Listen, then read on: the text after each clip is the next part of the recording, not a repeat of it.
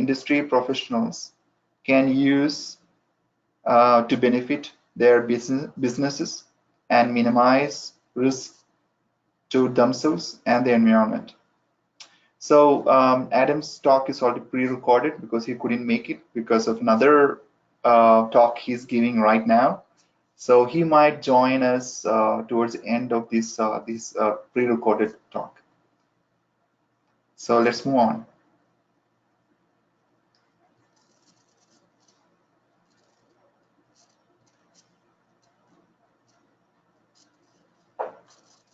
Okay, just briefly, everyone should be seeing a black box on their screen right now that's going to fill with Adam's talk in just a second. But if you don't already have it full screen, now is a great time to make it full screen on your computer.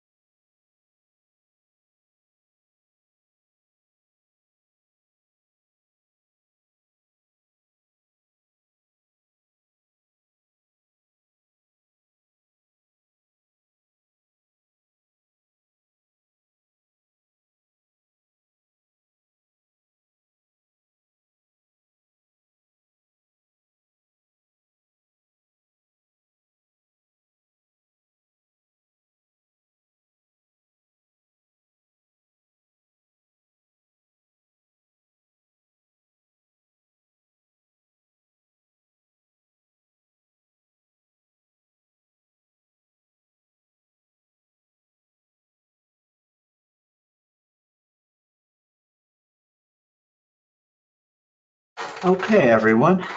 Sorry to interrupt that for a second, but Adam has joined us for the rest of this talk. So we're going to hand it off to him real quick. And then, of course, he'll join us for the question and answer session at the end of his talk. So in just a second.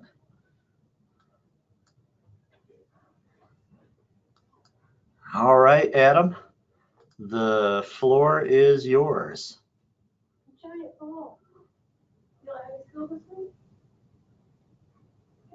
Are you able to hear me? Loud and clear. Excellent. All right. Well, thanks everyone. I appreciate your patience and listening to the recorded version of me, but now I am live.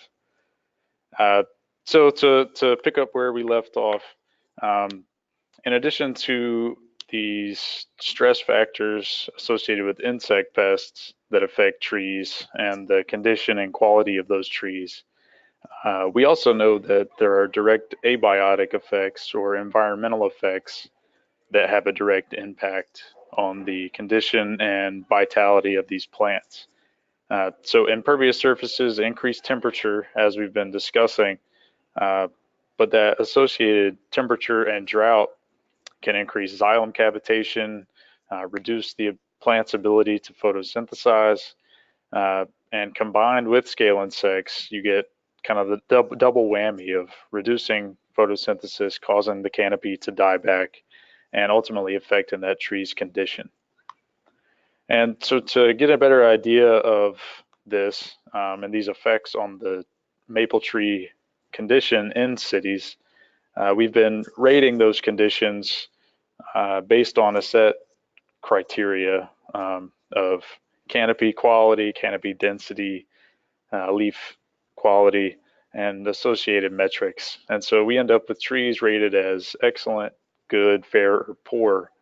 And then we can associate those condition ratings with these environmental and pest associated measures. And so this gives you an example of an excellent and a poor tree. Pretty clear difference there. The poor trees are in pretty bad shape with a good amount of dieback, which is associated with both the insect pests, but also that temperature and drought stress. And so when we look at a citywide inventory of trees, we find that maple trees in hot sites have more scales and they're in worse condition than those in cooler sites. So when you look at all the poor trees, the trees that are rated as poor, we find that trees at hot sites, there are over twice as many trees in poor condition than at cold sites. And there are nearly twice as many trees in excellent condition at cold sites than hot sites.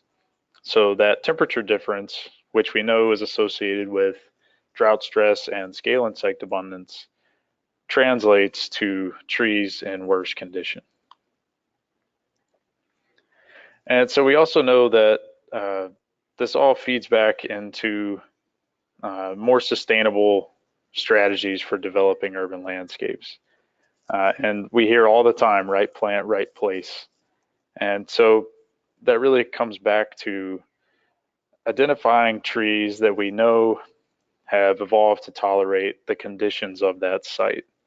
And so whether it's temperature tolerance, drought tolerance, soil nutrient tolerance, those are all important and should inform the plants that we select for certain locations. And so when you start thinking about all these things that I've been discussing, so scale insect abundance, tree canopy temperature, those measures, most of you probably aren't going to go out to the trees that you're managing and measure the hourly tree canopy temperature and take that back to your computer and calculate all the temperature averages for that tree canopy's temperature over a 1 year period. Most of you probably also aren't going to go out and collect twigs from all those trees and count all the individual gloomy scales on them. And so what we started to think about is how can we use that same information but allow people to quantify that information in an easy way in a way that they can do it without much training and without dedicating a lot of time to it. And so if you look at all these sites that vary in temperature and scale abundance, something that stands out and something that we've talked about that kind of is the underlying driver of all these stress factors is impervious surface. And so if you look at these 4 images, hopefully it's pretty apparent that starting in the top left and working to the bottom right, you get an increase in the amount of impervious surface or paved surfaces around each of those trees. And so we started to wonder, is there a threshold at which that amount of impervious surface becomes too much and it results in elevated scale insect abundance and elevated heat and drought stress that is detrimental to that tree's condition? And so to address that and try to work towards identifying those thresholds, we started to investigate this from two perspectives. One, how can landscape architects and developers use these thresholds and make more informed decisions when they're speccing sites for different tree species or designing the impervious surface cover at those sites? And how can we develop information that folks that are on the ground planting the trees or making more short-term decisions about what trees to put at those sites can use? So coming back to our temperature map of Raleigh, North Carolina, we can look at all these green dots, which are all the red maple street trees in the city.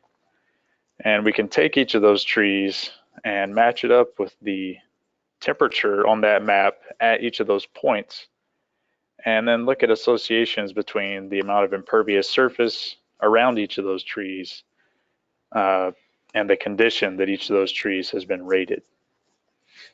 And so what we did is we calculated the amount of impervious surface around each of these trees and looked at the relationship between impervious surface and the condition of each of those trees from poor to excellent. So this next figure looks pretty crazy, but don't be overwhelmed with that. Just focus on the components that I explained. So here on the horizontal axis at the bottom, we have percent impervious surface cover from 0 to 100%. So that's the amount of impervious surface around a tree. And then on the vertical axis, we have the likelihood that you're going to find a tree in a certain condition rating. And so each of those condition ratings is represented by colors. So green is good, orange is poor, red is excellent, and blue is fair. And so if we look at this figure and look at how the lines associated with these colors change as the percentage of impervious surface cover changes, and you focus on the green dots, you can see that the green good condition trees, the likelihood of finding a tree in good condition declines pretty rapidly as you increase the percentage of impervious surface cover around that tree. If you focus on the opposite condition, poor trees, the orange or brown color, you can see that as impervious surface cover increases on the horizontal axis, the likelihood of finding a tree in poor condition significantly increases.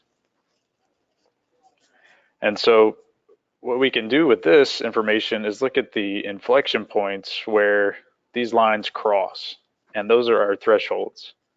And so what we can do is see where the likelihood of a tree transitions from good to fair, and that is our lower threshold, which is 32% impervious surface. We can do that again when blue and orange intersect, and that at 62% impervious surface is our upper threshold where you're most likely going to have a tree in poor condition. So we've done this for multiple cities represented here on the left column of this table, all the way up the East Coast from Newark, Delaware down to Gainesville, Florida. And what we find is that on average, those thresholds do not change, or they don't change much. So On average, that lower threshold is 36%, and the upper threshold is 61%. And the ultimate goal of this, the end game, is to develop a set of recommendations that are species specific that folks can use to reference when they're deciding what tree species are most appropriate based on that site's conditions, and specifically based on the amount of impervious surface at that site. So thus far we only have red maple trees, but myself and others are working on trying to develop these threshold recommendations for multiple tree species. So those are the guidelines that someone like a landscape architect or an urban planner could use based on our methodology of taking these satellite images or GIS images and calculating land cover types and areas. And so that's great for those subset of folks who can do that and have that software and have that training. But the folks that are most actively planting these trees and making these decisions on the ground typically aren't going to take the time or have the resources available to do those calculations.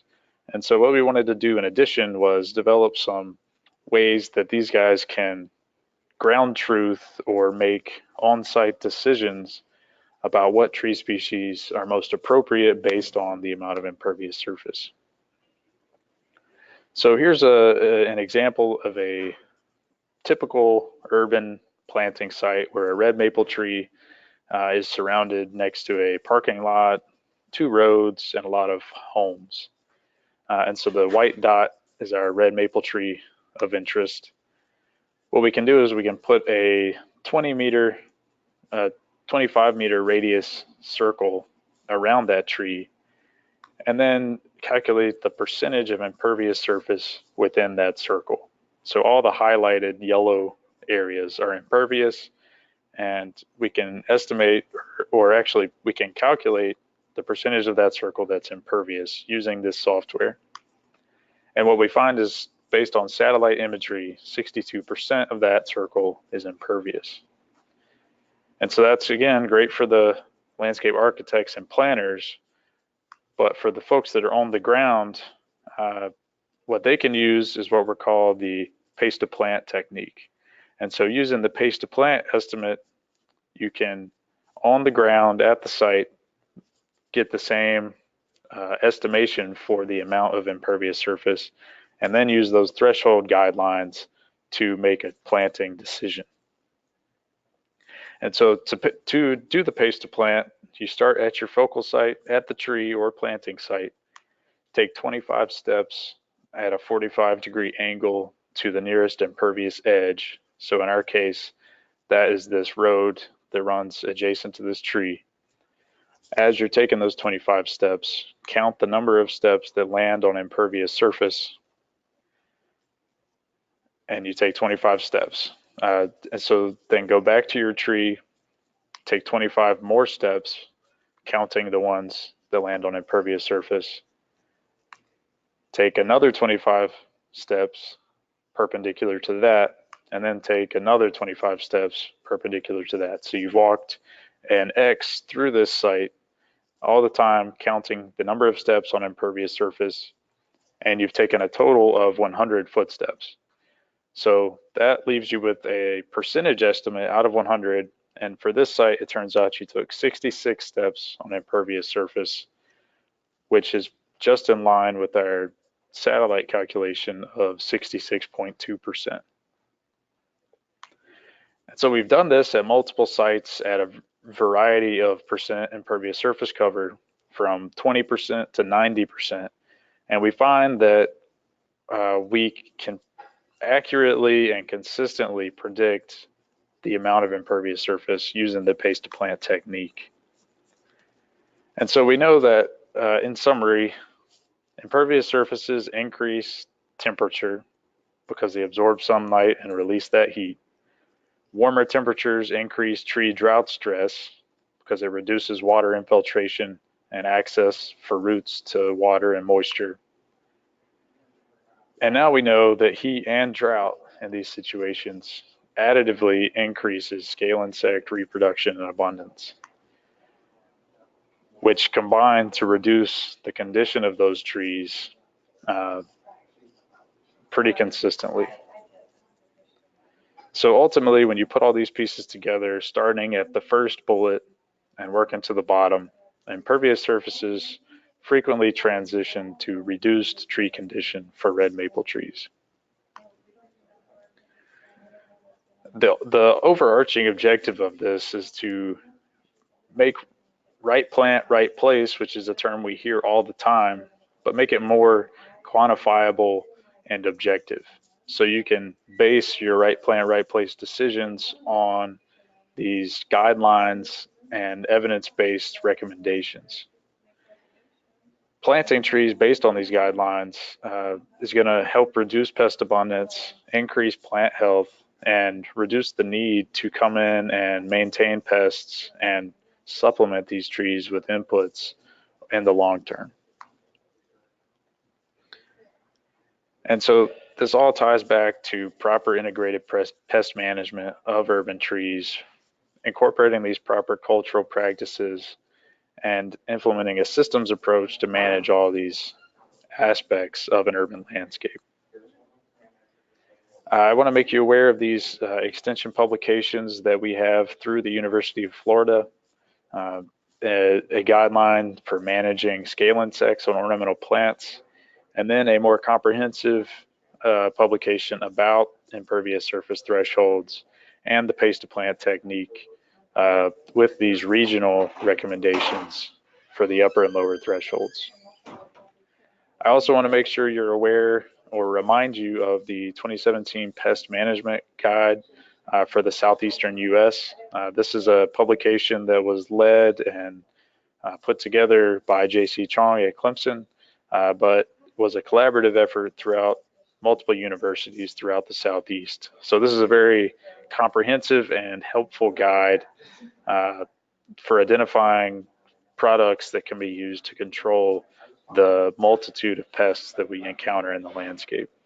And it's not just insect and mite pests. This covers diseases and weeds with several IPM recommendations.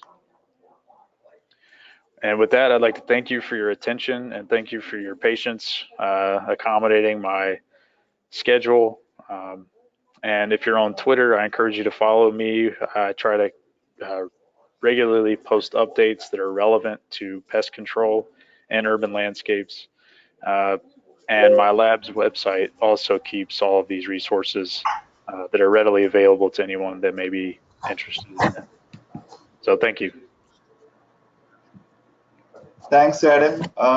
So this is time for questions. And if you have any questions, please type it in that chat box so that Adam can answer it.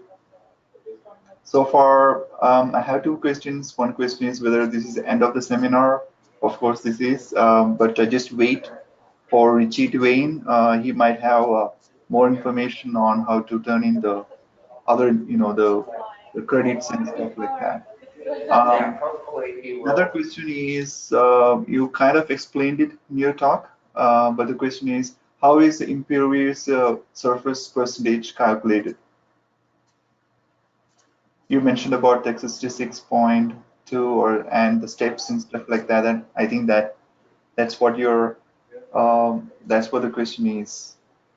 Okay, right. So yeah, we just take we draw a circle around each of these trees, and we did this at a range of 20-meter radius circle to 200-meter radius circle,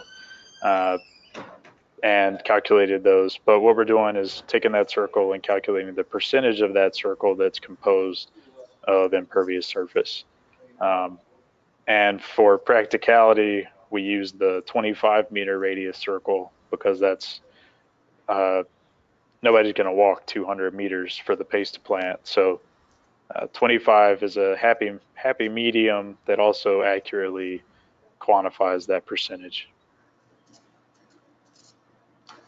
Okay, we have another question. If heat is a culprit, Is the impervious surface the problem or the density of surrounding surface? I guess the impervious surface would also retain heat. Do you have any comment on that? So I think there are multiple factors at play, of course. Impervious surface is one of the major factors, but the density of other structures or other activities going on in that space also come into play. Um, the reason we chose impervious surface is because it is directly connected to a lot of these stress factors like heat and drought and pests, and it's also easily quantifiable. So you can save the trouble of measuring all these other things and just measure impervious surface and predict those responses. Great. Someone is asking whether you'll be able to share your talk, your slides. Is this something that you can do? Sure, I'll be happy to share them. I am sure Richie will be on to that, how this presentation will be documented, and he can also weigh into that later. Another question is, definitely is an excellent presentation. And second is, referring to beginning of the presentation, would a systemic insecticide treatment of imidacloprid affect bees or not? And the follow-up there is, I believe it stays in the plant for plus or minus 9 months after uptake. So would their activity on the flowers be compromised due to the insecticide? You want to repeat the question, Adam? I think I got the gist of it. So there is evidence showing that these systemic insecticides like imidacloprid that are taken up by the plant do show up in the pollen and nectar of the flowers that plant may produce. It is dependent on the temporal proximity to when that application was made. So if you make the application today and that plant starts flowering tomorrow, or starts flowering next week, the concentration that's expressed in that pollen and nectar will be a lot higher than what's expressed 9 months down the road. I'm not positive how long it takes for that to break down below a harmful level. I'm probably not the best person to ask for that, as we haven't done any work directly with that. But that is the reason for the pollinator protection labeling and the bee boxes, to minimize that risk of that higher concentration in the flowers right after you make an application. Okay, we have a follow-up question. There was one question about impervious surface and how to measure it, how to calculate it, and this question is kind of follow-up of that. So what about heating a building before heating 25 steps? All those steps are impervious. Are all those steps are impervious? Yes, so thanks for pointing that out. I forgot to say that when I was describing it. So if you are taking your 25 steps and at step number 20 you hit a wall literally, stop walking, but then just count the remainder of those steps as impervious. So with all these calculations, we're including buildings as impervious. So just count those that would fall in a building as part of the impervious steps. It's great. Do we have any more questions? Seems like we are done. So thank you so much, Adam, for joining us. Oh, we have one more question. Is the impervious, is the previous impervious surface, I think that's a question, is a concrete a problem? I don't know, the question is not that very clear. So maybe it's getting at different types of impervious surface. I feel like that, yeah.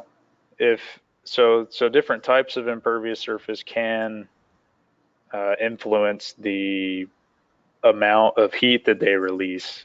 So for example, like black asphalt is going to release more heat than a lighter colored surface.